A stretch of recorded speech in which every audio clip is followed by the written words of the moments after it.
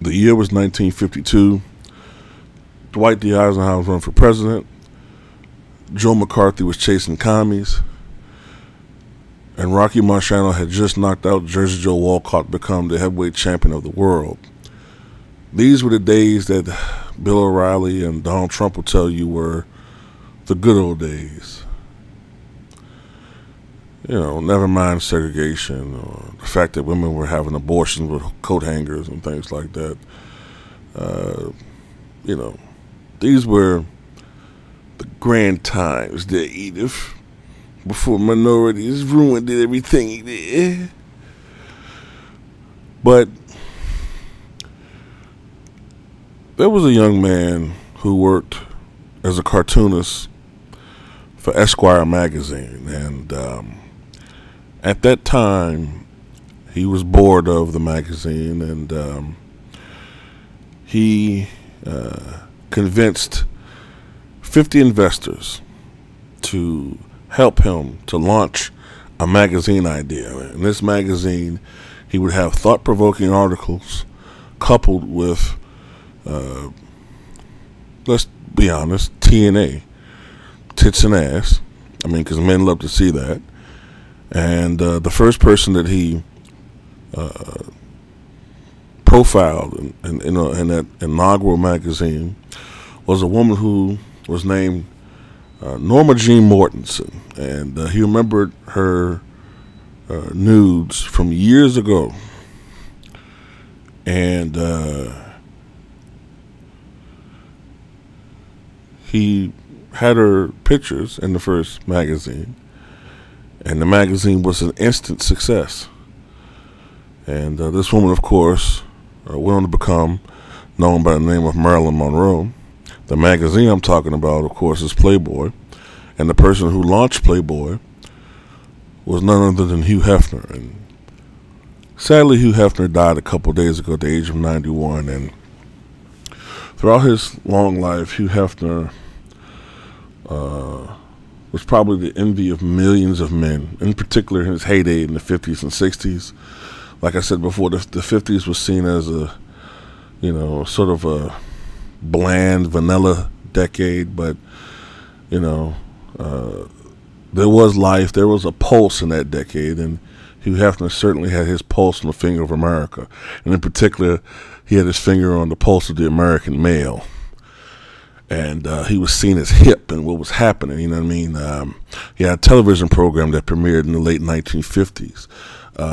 He was a person who probably, when you think about it, was the precursor to the Rat Pack, because he made that type of lifestyle cool, you know, to be sort of the hip happening, jazz listening to, you know, cigarette in hand, you know, with a bevy of beauties around, you know, the sort of, you know, I hate to say it, but sort of a hedonistic type lifestyle.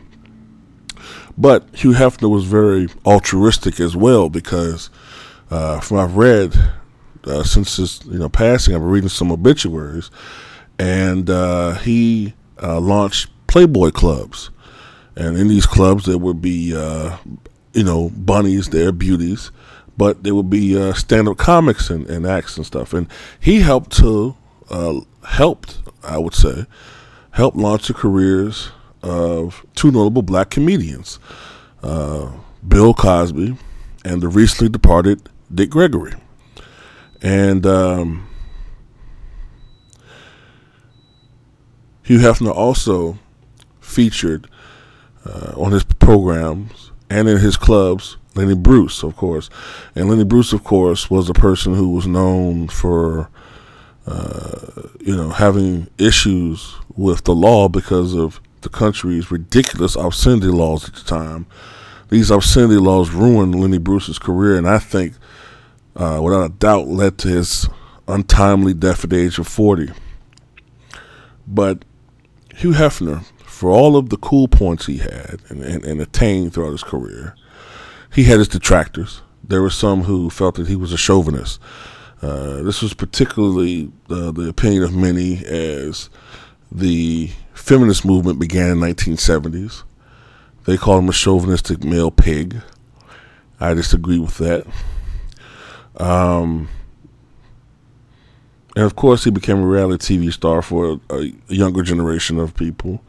I think his show was on VH1, I think it was, for many years, 10 or odd so many years ago.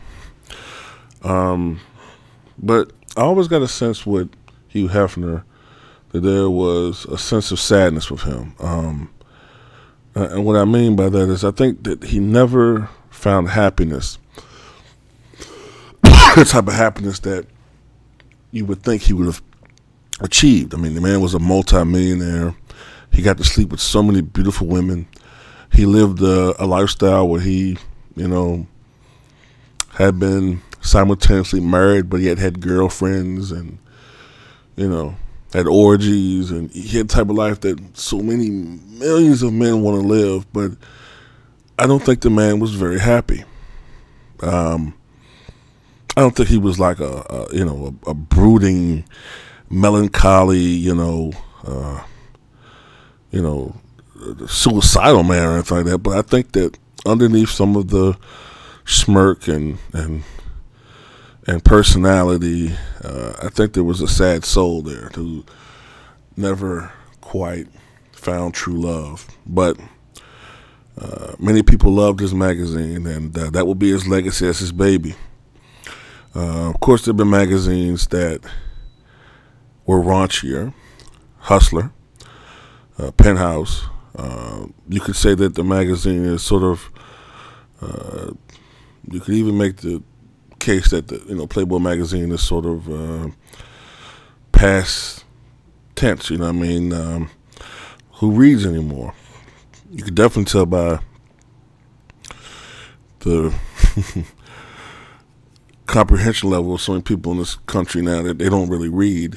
But Hugh Hefner, in my opinion, has had a tremendous cultural impact with his magazine. I remember my favorite Playboy magazine was the one from 1996, I think it was.